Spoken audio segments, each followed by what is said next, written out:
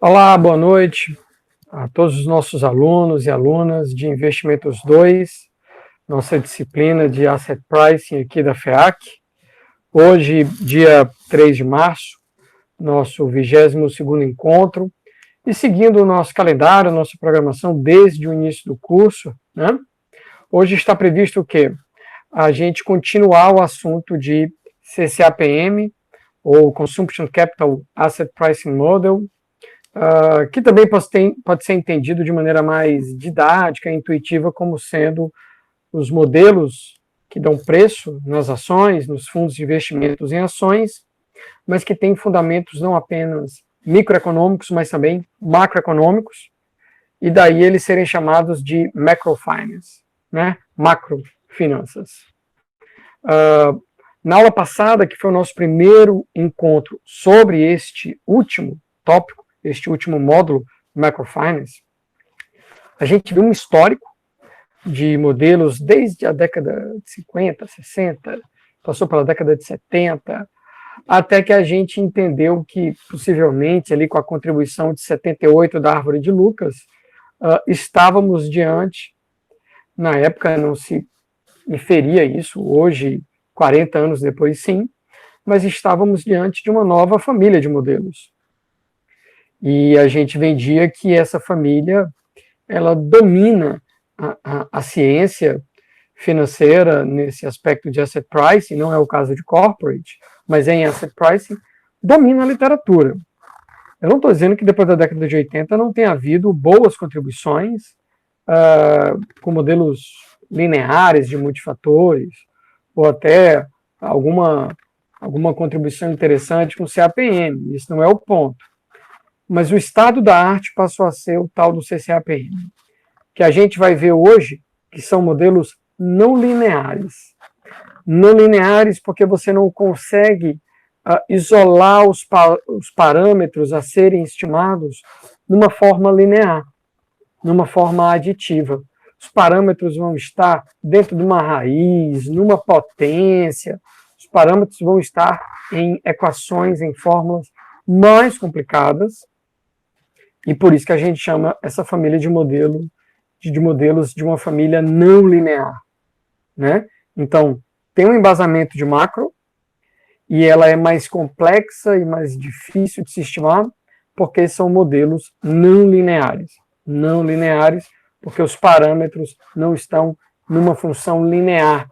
Então, a gente precisa recorrer a uma técnica econométrica mais refinada para poder estimar e achar o valor dos parâmetros. Muito bem. Ainda na aula passada, a gente viu a equação fundamental de apreciamento de ativos. Eu começo a aula de hoje tocando de novo nesse assunto, que é uma equaçãozinha ou um par de equações, se a gente seguir ao pé da letra o prefácio lá do livro do Cochrane, John Cochrane, de 2001, que eu aconselhei e o faço novamente agora, é o melhor livro de asset pricing, na minha opinião. Se a gente seguir, então, ao pé da letra, parzinho de equações, que vai nos dizer o quê? Olha, se você aceitar que vale lei do preço único, ou seja, não há mudança de preços quando você tem a operação de repacking, reempacota. Não é porque eu compro, sei lá, 2 canetas pretas, que tem o mesmo valor, suponho, e essa lapiseira, se eu comprar separado cada uma dessas 3 peças, vai custar, sei lá, R$15. E se eu comprar as 3 no mesmo pacote, vai custar R$15. Simples assim. Lei do preço único é isso. Tá? Se você acreditar que isso vale para ações, normalmente não vale para bens não duráveis. Se você comprar um sabonete a R$1, se você comprar 10, ele te dá um desconto e sai por R$9, isso eu sei. Mas em ações não há esse ganho por repacking, por você empacotar. E a outra premissa é se você assumir que além de lei do preço único, existe livre formação de portfólio. Se você tiver, sei lá, R$1.000, R$10.000, você consegue alocar o percentual que você quiser nos ativos que existem. Isso num país democrático como o nosso é verdade, num país que tem um mercado fracionário, em que as ações não precisam ser compradas em lotes de 100 unidades, fica mais fácil também, né? Porque às vezes uma ação que custa R$20, com 20 e poucos reais você já compra aquela ação. Né? Se você for para o mercado fracionário, você consegue comprar uma unidade de ação, não necessariamente um lote. Então isso facilita que mesmo com pouco dinheiro você consiga comprar a carteira do jeito que você quiser. Com o desenvolvimento do mercado de fundos imobiliários, e também passa a ser verdade, porque não é bem verdade que você vai alocar 10% ali de uma pequena poupança para comprar imóvel, porque imóvel já tem um custo unitário normalmente muito elevado. Mas através dos fundos imobiliários isso pode ser suavizado, mas o ponto é, se a gente assumir que também é válido o livre de formação de portfólio, então vale a equação fundamental de apreciamento de ativos. Aquela que o preço do ativo é a esperança condicional de um tal M, que é o fator estocástico conto, o santo graal das finanças, multiplicado pelo vetor de payoffs do ativo que você quer dar preço nele. E o grande ponto é achar a cara desse M. E finalizamos a aula passada dizendo que se o M fosse uma função linear do retorno ascendente de mercado, na hora que você manipulasse 3 linhas de contas, estão lá, essas contas estão lá no Asset Pricing do Cochrane, você acharia a equação do CAPM. De outra forma, se você acreditar que o M é uma função linear de fatores, de prêmios de risco de fatores, você vai magicamente recobrar o APT, tá certo? E aí eu te convido hoje a entrar no mundo de microfinance propriamente dito, tá? Vou começar a apresentação de hoje, já vou partilhar com você sem te enrolar muito, e vou mostrar de novo a equação fundamental de apreciamento de ativos, vou fazer você temporariamente esquecê-la, vou desenvolver uma conta que é super conhecida nos modelos de macro há algumas décadas, talvez meio século, e a gente vai magicamente se encontrar de novo com a equação de apreciamento de ativos. Tá joia? Vou começar então a partilhar com vocês o arquivo do quadro da aula de hoje, o qual você sabe é uma figura que já vai estar lá disponível no Cigarro para você.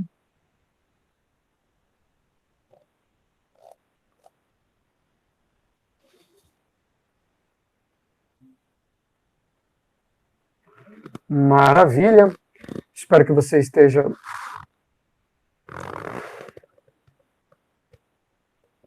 conseguindo ver.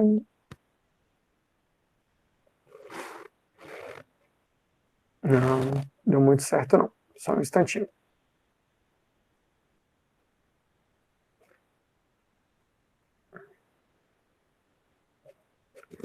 Calminha, calminha, calminha.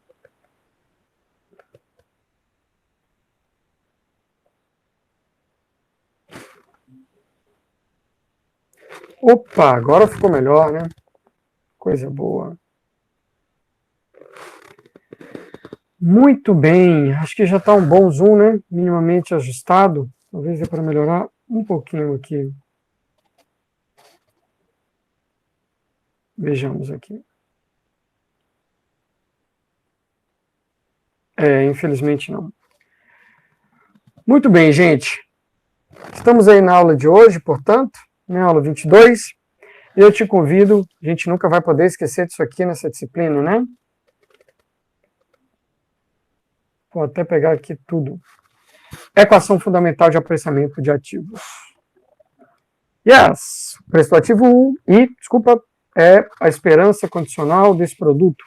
O tal fator estocástico de desconto multiplicado por um vetor de payoffs desse ativo, claro. Muito bem. Ao mesmo tempo em que, de maneira até contraditória, né, eu peço que você nunca esqueça disso, é a coisa mais importante dessa disciplina. Aliás, é a coisa mais importante de Asset Pricing, que, por sua vez, é a área mais importante em finanças. Vou pedir que, por uns 5 minutos, você se desligue um pouco dessa equação. A gente vai já reencontrá-la. Muito bem. Modelagem microeconômica aqui das decisões de consumo, poupança e investimentos das famílias. Muito bem. Então aqui, ó, o que é que a gente vai assumir? Eu já posso até antecipar aqui esse textinho. A gente vai assumir a premissa que a gente está diante de um agente econômico, uma família, precisa ser uma pessoa física, tá? Por que não família e individualmente o pai, ou a mãe, ou o filho, ou o avô? Porque A gente poderia fazer isso, mas dificilmente a gente vai ter acesso a esses dados tão desagregados assim. Então é muito comum a gente chamar não de decisões, às vezes individuais, você pode ter esse termo, mas é mais comum o termo de household decisions. As decisões da pessoa que tem a casa, ou também não é muito comum o termo de decisões da family, da família. Em português talvez, mas em inglês o termo que você mais vai ouvir é household decisions, a decisão do household, do cara que detém a casa, tá? E aí, implicitamente, meio que está a ideia de noção de unidade familiar, tá certo? A gente vai ver que depois a gente tem uns probleminhas, porque nem das famílias a gente vai conseguir esses dados, é muito difícil. É mais comum que a gente consiga esses dados de agregados, né? Todas as famílias para um estado ou para um país. É o que a gente consegue, tá joia? Depois eu falo um pouco mais de agregação e até de um artigo que eu acabei de ter a honra de ser o parecerista dele e de aceitá-lo, né, para a Quarterly Review of Economic and Finance, o que consegui, felizmente, publicar lá ano passado, uma revista muito boa, e estou como parecerista dela, e nesse paper o cara tem acesso a dados de 290 mil investidores em Israel por uma década. Olha que base maravilhosa. Normalmente o que a gente tem é o dado agregado para o país inteiro, tá? Mas enfim, não estamos falando de empresas e sim de famílias. Então a gente vai assumir que aquele agente é uma família e que ele vai decidir intertemporalmente, não é uma decisão míope em que ele só olha para o umbigo dele hoje. Nessa conta que eu vou fazer aqui para vocês, a gente começa com o modelo de intertemporal com apenas 2 períodos, tipo bidimensional só tem dimensão de 2 períodos, mas tudo que a gente achar aqui é perfeitamente extensível e válido, legítimo, se essa equação tivesse infinitos períodos, tá? Muito bem. Então eu já posso aqui forçar um pouco a barra e dizer que é uma decisão intertemporal, ao longo do tempo, tá? E ele vai decidir o quê? O quanto ele consome, o quanto ele poupa, de um período para o outro, e o quanto ele investe nos ativos, aquela poupança dele. Note que o termo aqui, poupança, não é que vá para poupança, né? Saving accounts em inglês, e aqui poupança, sei lá, da Caixa Econômica Federal. Não é isso. A poupança é simplesmente o fato de que naquele período, que pode ser mensal, trimestral, anual é mais raro, ou é mensal, principalmente trimestral, por causa da disponibilidade dos dados macroeconômicos, mesmo agregados. Então, assim, naquele trimestre, ele consumiu menos do que o que ele ganhou. Logo, ele poupou. Então, a gente chama esse excesso aí, esse residual de poupança. E aí, o ponto, a terceira decisão dele é o quanto ele consumiu, quanto ele deixou de consumir, logo ele poupou, o que ele faz com esse valor que ele poupou. Ele investe. Ou seja, ele vai comprar pequenas porções de alguns ativos. Simples assim. Então, a gente está assumindo que é um agente que vai tomar decisões de maneira ótima, porque ele vai maximizar a felicidade dele intertemporal. Muito bem. Muito bem, muito bem. Então, deixa eu dar um zoom aqui. Vai ser importante agora a gente dar um zoom. Opa, melhorou, hein? O nosso problema é o seguinte, tá? Em T, ele se depara com esse problema aqui. Ele vai maximizar sua função utilidade de Bernoulli, que a gente viu em micro 1, a partir do consumo dele em T. E como é uma escolha intertemporal, eu poderia colocar aqui não só T e T mais 1, né, que é esse trimestre e o trimestre que vem. Poderia colocar uma sequência de trimestres. Então ele vai maximizar a utilidade dele hoje, do consumo dele presente, assim como a esperança, a expectativa dele, tá, da utilidade, da felicidade que ele vai derivar de consumir no trimestre que vem. Tá? Então, aqui é o operador esperança, né, o ET, ele vai, como ele vai ter que tomar essa decisão hoje, do que ele vai consumir hoje e amanhã, e amanhã tem incertezas, como a renda dele amanhã, então ele precisa, como é uma variável aleatória desconhecida, existe incerteza no período seguinte, então a gente precisa fazer com que ele tome a decisão dele olhando para o consumo dele hoje, e consequentemente a felicidade desse consumo hoje, e a expectativa de felicidade do consumo dele amanhã. Expectativa porque é uma variável aleatória, ele não sabe que estado da natureza vai se realizar.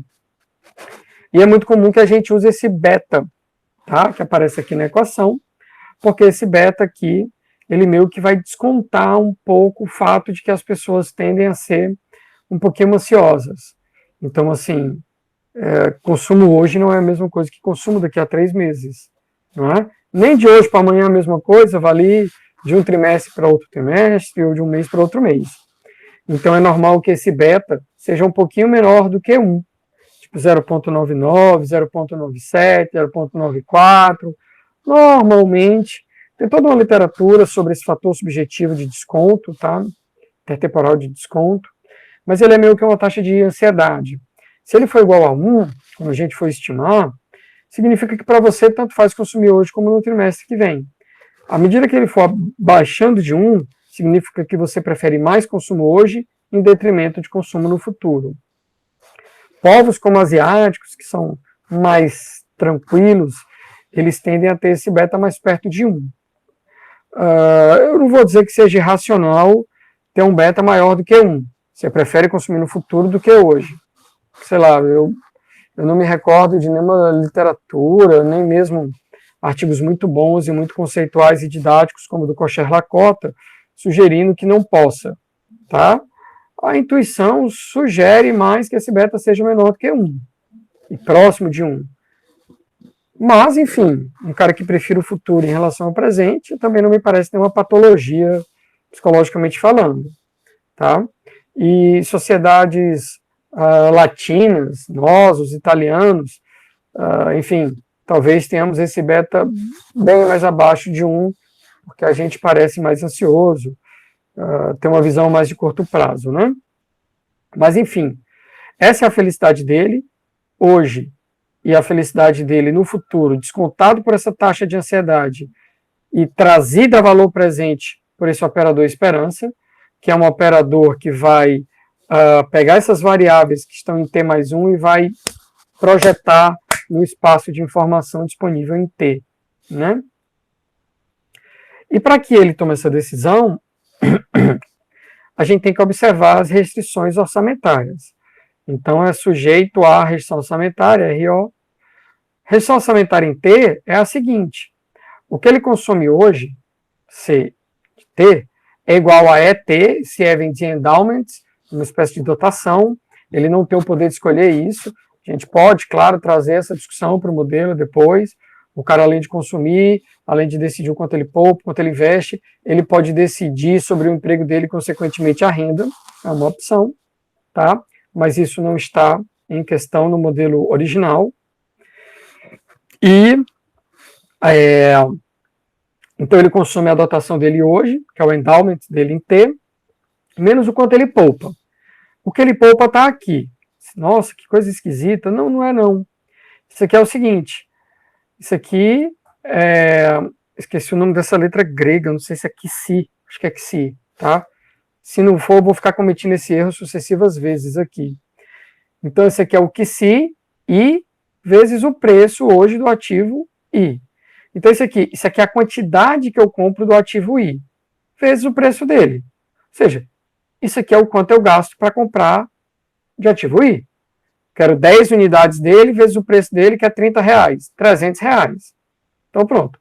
A minha poupança de R$300 foi para comprar 10 unidades desse ativo que custa a unidade de R$30. Tá certo? E aí a restrição orçamentária tem que ser para todo período. No período seguinte, o que é que a gente vai observar? O consumo dele em T mais 1 é igual ao endowment dele em T mais 1. Esse consumo é todo incerto, vai ser 1 para cada estado da natureza, uma variável aleatória.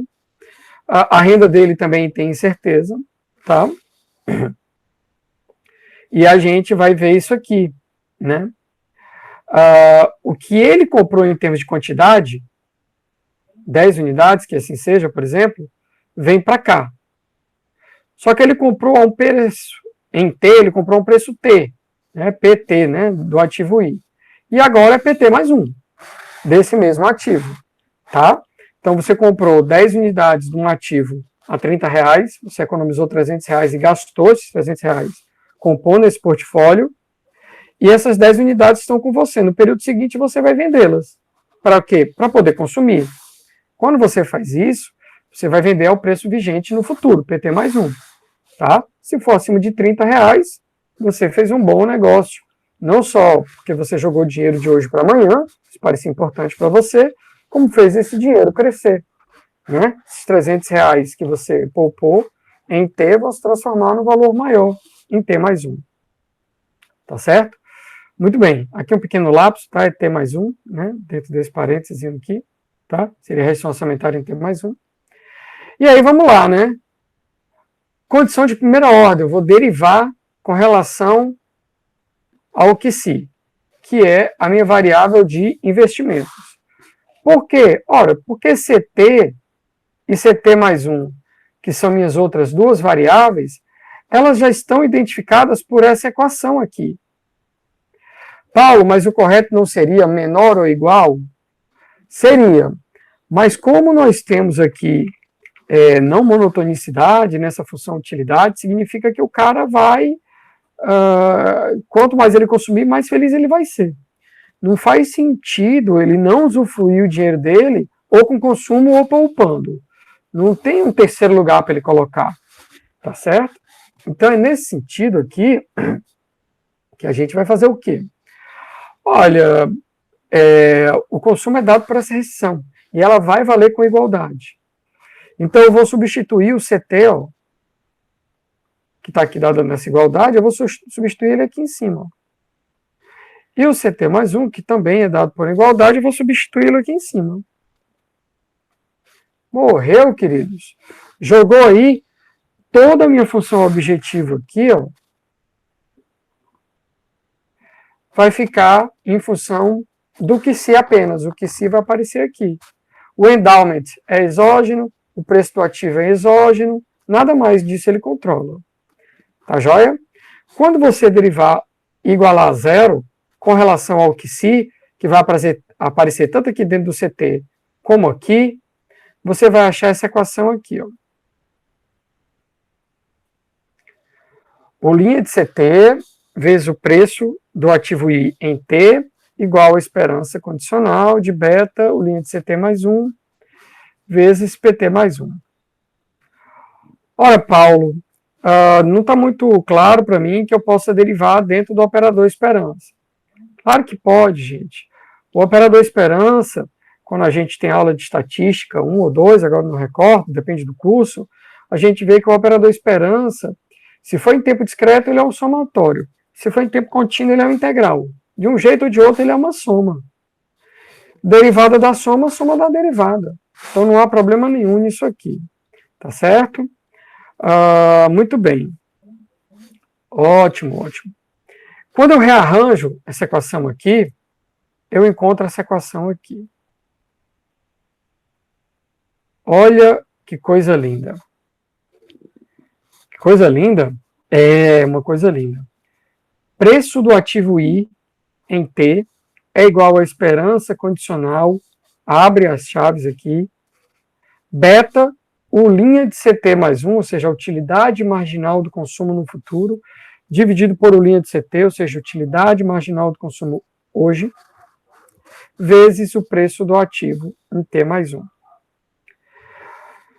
Paulo, eu entendi. Talvez você nunca tivesse visto essa modelagem na sua vida, muito comum nos modelos de macro, de monetária, para vários fins em macro. É micro básica ali na veia, uma micro simples, tá? A gente vai ver que a evolução da ciência se dá complicando e muito esse modelo. Mas o que é mais bonito, né? Olha para essa equação aqui, tá? Que eu destaquei, e olha para essa aqui. Preço do ativo I, esperança condicional, do MT mais 1, que é um bicho que o jacara não sei, depende das premissas que eu adoto. Se for as premissas do CAPM, ele tem uma cara. Se for as premissas do APT, ele tem outra cara. Vezes XT mais 1. Paulo, XT mais 1 é o payoff desse ativo no futuro. Nesse modelo aqui, meus queridos, qual é o payoff desse ativo? Eu comprei hoje, vendi amanhã. O payoff é o que ele vai botar no teu bolso. Se você fica carregando um ativo, quando ele te pagar um dividendo trimestral, naquele trimestre, naquele dia foi o payoff. Pagou o dividendo. Mas você está carregando ele, você não vendeu, então não é o payoff. Mas aqui eu vendi o ativo. Então, independente de ter recebido dividendo ou não, até porque ele entraria aqui no preço ajustado, já com o dividendo, o grande ponto é, eu comprei o ativo e vendi o ativo. O que entrou no meu bolso no futuro foi o preço dele no futuro. Esse é o payoff. Tá? Então, o que eu percebo aqui é que essa equação fundamental de apreciamento de ativos, sobre aquelas premissas, aquele textinho bonitinho que eu li para você, um agente microeconômico que maximiza a sua felicidade intertemporal, observando sua utilidade hoje a partir do consumo de bens e serviços, e sua utilidade no período seguinte, e esse modelo pode ser intertemporal, pode colocar o futuro com quantos trimestres você queira, eu desejo vida longa a esse agente econômico, tá? Não vai mudar em nada esse resultado. O que a gente tem aqui sobre esse vetor de premissas, a gente vai achar isso aqui. O preço do ativo, esperança condicional, beta, o linha de CT mais 1, linha de CT, vezes o preço do ativo. E eis o santo graal aqui. Beta, o linha de CT mais 1, o linha de CT, dividido por linha de CT, é o MT mais 1. Acabou. Então, assim, aquela equação fundamental de apreciamento de ativos que tem um fator estocástico lá dentro, acreditem, é realmente uma equação sensacional. Só precisa de duas premissas, lembra? Livre formação de portfólio, lei do preço único. Se tiver ausência de arbitragem, a gente garante positividade. Se houver mercados completos, a gente garante unicidade. E aí, dependendo das premissas que você adota a cada modelo, esse M tem uma cara e o teu modelo tem uma cara diferente. Pode recair numa equação linear, como é o CAPM, pode recair numa equação como essa aqui. Não é linear, infelizmente. E aí é onde vem um pouco da complicação, porque a estimação vai ser um pouco mais complicada. E aí a sugestão é, de cara, usar um método que foi derivado logo na sequência, ali finalzinho da década de 70, né, modelo da árvore de Lucas. Lucas tem a contribuição do Mera, do Prescott, e tantas contribuições de autores maravilhosos. E aí o Hansen, eu já tive a oportunidade de assistir um seminário do Hansen, genial, simplesmente genial. Né? Difícil de entender, mas o Hansen ele desenvolve uma técnica econométrica para você estimar modelos não lineares, que são os modelos que são derivados da árvore de Lucas, não é? Que é o tal do GMM de 82 do Hansen, Generalized Method of Moments, né? Momento generalizado dos momentos. Muito bem, queridos. Vamos destrinchar aqui a segunda metade da nossa aula, né? Bom, como eu já tinha dito, sob essa premissa aqui, o MT mais 1 vai ser beta, o linha de CT mais 1, linha de CT. Existe uma discussão um pouco mais técnica, eu acho que tem um paper do Constantinides, de 92, salvo o melhor juízo, que é muito bom nesse sentido, muito técnico, mas que fala o seguinte, tá, mas isso aí vai valer para cada agente. Eu não tenho dado dos agentes desagregados, isso para uma economia americana, até para a economia americana é difícil. Você tem, mas não é exatamente muito público, enfim, tem ainda suas limitações, aqui no Brasil ainda mais, né? Mas o ponto é, eu quero trabalhar, isso era a década de 80, década de 90, eu quero trabalhar com os dados de consumo agregado, do consumidor agregado, o consumidor padrão americano. E aí tem todo um vetor de premissas que precisam ser satisfeitos para que eu possa agregar. Porque uma coisa é o agregar consumo. Tipo, eu consumo tanto de fruta, a minha esposa e minhas duas filhas. É fácil agregar o consumo da gente de frutas. Só somar o que cada um consumiu. É o mais simples do mundo. Só que aqui a gente vai precisar da agregação de utilidades. E aí é um problema. Tá? Então, assim, porque a utilidade está associada às preferências das pessoas. Lembra isso em micro? E preferências respondem a traços psicológicos, né? E aí não é muito trivial essa agregação de utilidades, tá? Mas, enfim, tecnicalidade à parte, e aí num curso de mestrado a gente alocaria talvez uma aula só para essa questão de agregação, viés de agregação e tantos outros problemas que podem surgir disso. O que eu posso resumir para vocês é, eu achei um novo MT+1, ele é fruto da decisão de consumo, investimento e poupança de uma família, de um household, que otimiza sua felicidade intertemporalmente, pode ser com 2 períodos, pode ser com infinitos períodos. Aqui eu só coloquei ali que havia um ativo, mas eu posso colocar infinitos ativos, eles não vão se cruzar, então é muito tranquilo aqui, você vai achar uma condição de primeira ordem para cada ativo. Condição de primeira ordem é mesmo para cada ativo, porque o M é um só. Tá? E aí, como é que as pessoas começaram a resolver esse problema?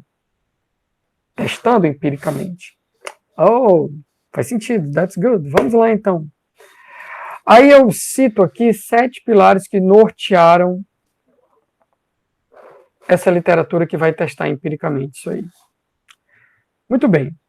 Um primeiro ponto é, rapaz, Paulo, as pessoas começaram a testar colocando o conjunto de informação IT, que a gente em econometria chama de instrumentos, né?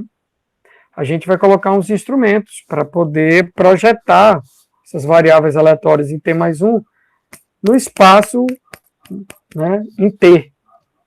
Tá certo. Quando a gente faz isso, a literatura começou a mostrar que os resultados são muito sensíveis aos instrumentos. É muito comum que você use de cara instrumentos como o crescimento do consumo de T para trás. De T em relação a T-1, de T-1 em relação a T-2. Você pode colocar também os preços ou retornos dos ativos em questão, os valores defasados, porque eles já são conhecidos em T. Você pode colocar Treasury Bill, taxa de juros defasada, pode colocar algumas coisas nesse sentido. Isso é o clássico, né? Mas tem toda uma literatura que explora que existem bons instrumentos, porque eles têm capacidades oportunas de exogeneidade e de capacidade de previsão. Tá? Então, assim, primeira coisa, esse Tzinho aqui... Opa, estou me enrolando aqui, desculpa. Pronto, esse Tzinho aqui da equação faz toda a diferença, tá? Olha aquele aqui embaixo. Toda a diferença. Porque esse Tzinho tem a ver com o conjunto de informação. Tem toda uma literatura sobre isso, a gente vai explorar isso bem nos papers.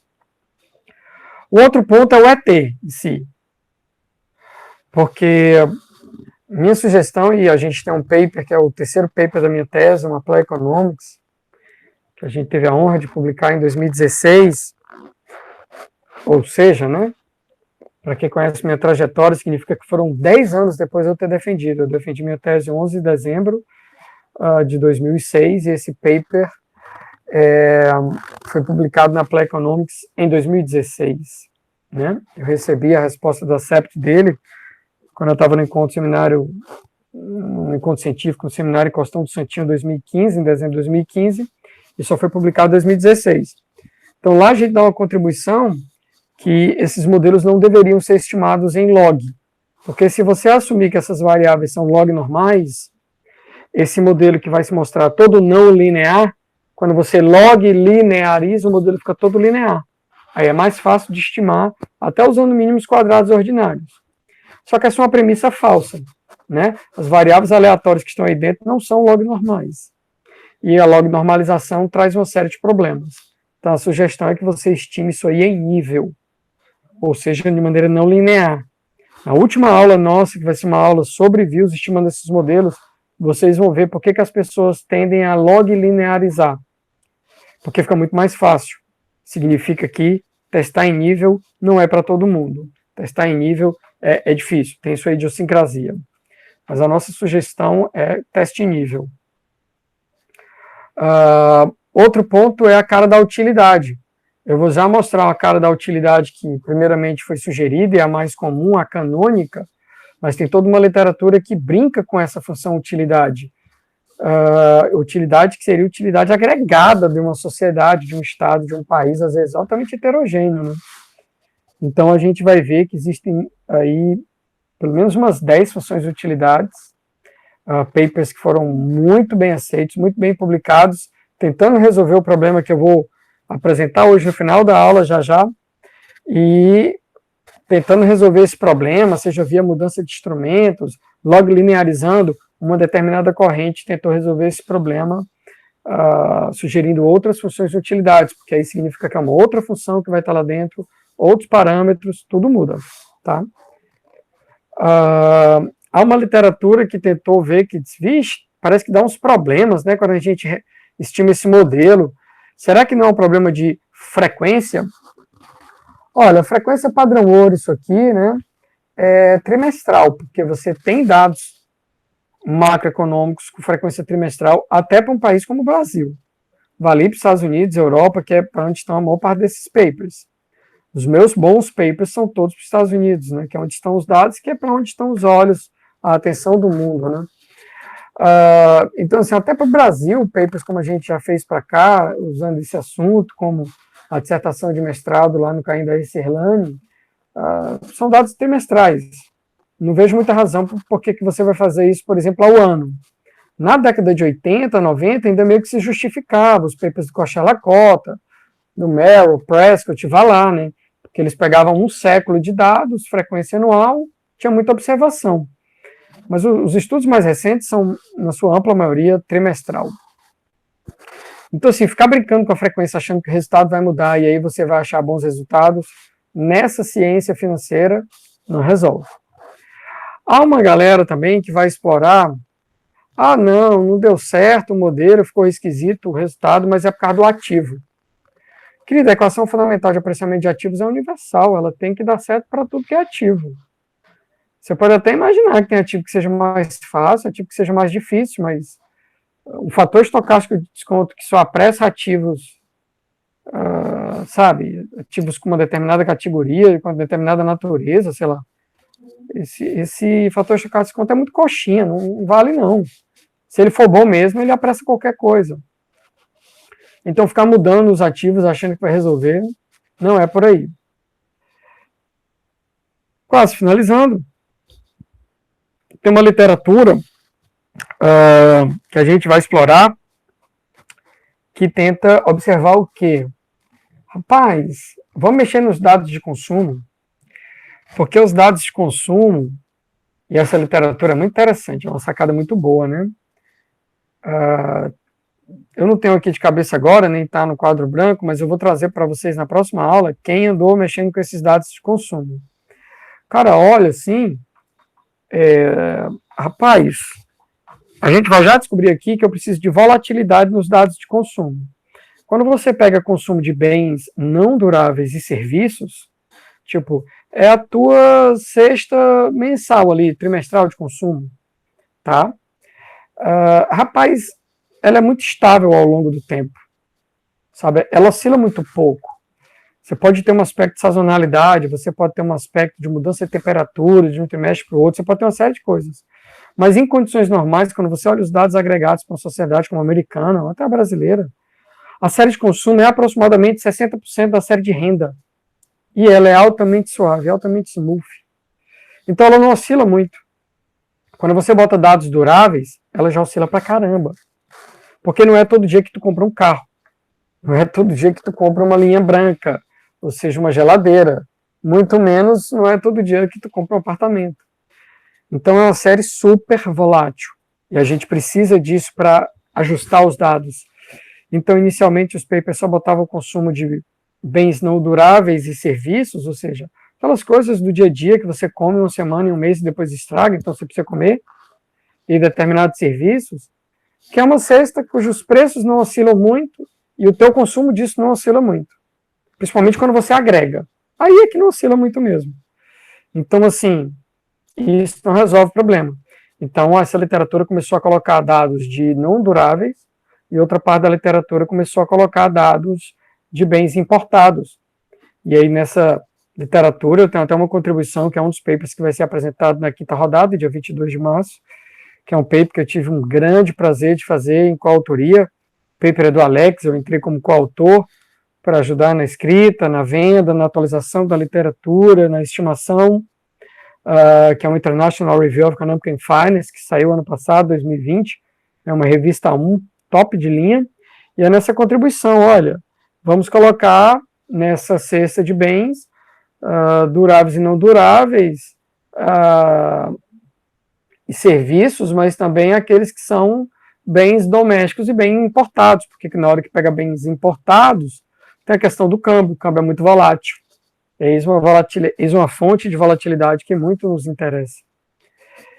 E uma outra corrente é brincando com outras premissas, né? O Ravi Bansal, um cara que também já tive a oportunidade de ver apresentando, e já teve oportunidade de criticar meu paper, de trucidar meu paper esse que foi publicado anos depois.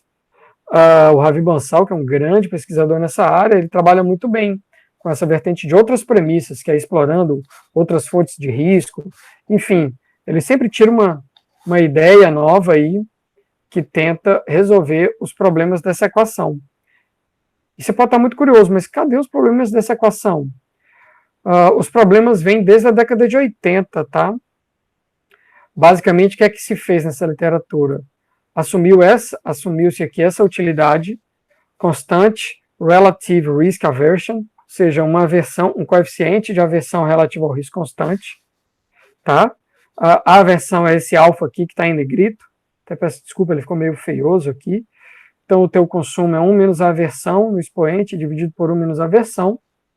É muito comum isso aqui, tá? Isso vai fazer com que o teu coeficiente de aversão de Arrow-Pratt, né, seja constante, né, que tem a ver com a razão entre a utilidade segunda e a utilidade primeira, né, primeira e segunda derivada da utilidade, tá?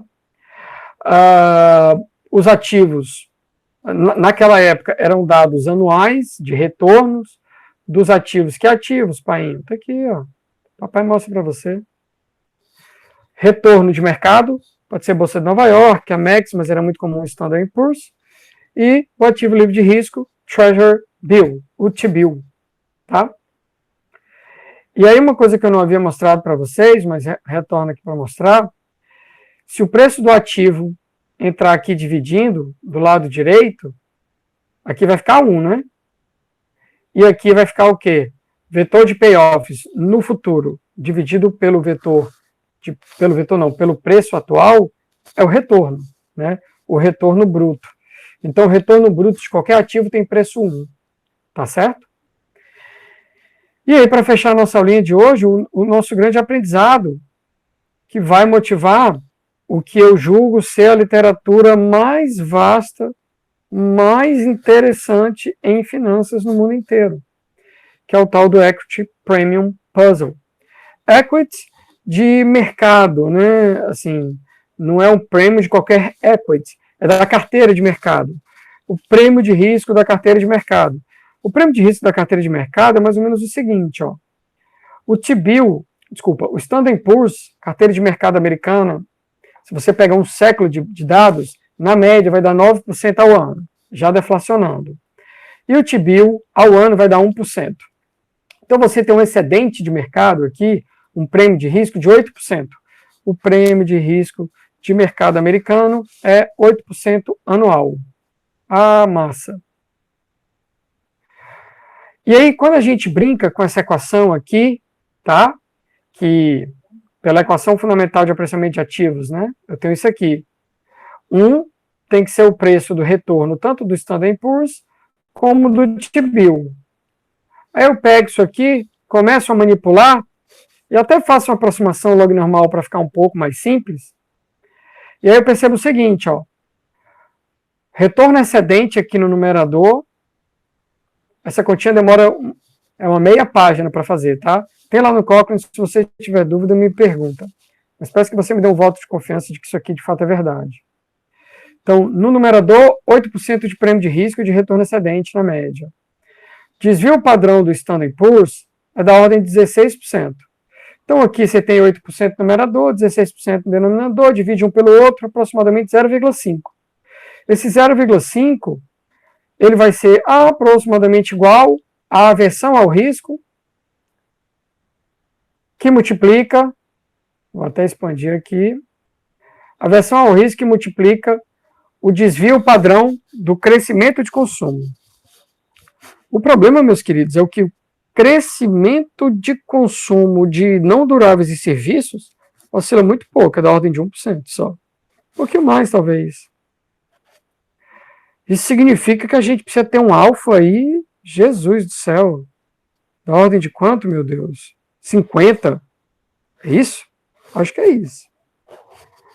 Só que a aversão ao risco, para que você consiga fitar os dados fiscais, monetários, e até mesmo de acordo com experimentos feitos em laboratórios com as pessoas, por mais que você seja flexível, sensível, misericordioso, sensato, essa aversão ao risco tem que assumir um valor entre 0 e 10. Aí depois a gente vai ver toda uma literatura a partir da aula que vem que sugere que não, essa aversão ao risco no máximo entre 0 e 5. E uma literatura ainda mais restritiva, da qual eu faço parte, esse alfa e essa aversão ao risco aí tem que ser entre 0 e 2. Brincadeira. Só que o que a gente está vendo é que usando esse modelo maravilhoso, essa utilidade padrão, tudo certinho, para eu poder fitar os dados do mercado americano, o prêmio de risco do mercado americano, ou seja, o Equity Premium, o prêmio de risco de mercado americano, né? É um puzzle, é um quebra-cabeça, por quê? Porque para fitar os dados do mercado americano, eu preciso que a sociedade americana tenha uma aversão ao risco da ordem de 50 ou mais. Quando, na realidade, essa aversão deveria ser entre 0 e 10, 0 e 5, talvez até entre 0 e 2, se você for mais exigente como eu sou. Estamos diante do Equity Premium Puzzle. O quebra-cabeça, né? Puzzle vem de quebra-cabeça. O quebra-cabeça mais famoso do mundo econômico, não só em finanças. Um negócio estudado por centenas de pesquisadores, cuja resposta definitiva ainda não se tem notícia. Talvez seja um apanhado de papers para chegar lá. E nesse apanhado de papers, um que eu vou apresentar numa aula, acho que dia 15 de março, é a minha maior contribuição no entendimento desse quebra-cabeça. Certo? Meus queridos, vamos terminando a aula de hoje por aqui. Agradeço muito sua atenção. A quem for apresentar, peço que assista com muito cuidado essas aulas. Isso é fundamental no entendimento dos artigos sobre esse assunto, que é objeto da nossa rodada número 5 de apresentação de papers, dia 22 de março. Até lá, que Deus nos abençoe, saúde a todos. Vou encerrando aqui a nossa gravação.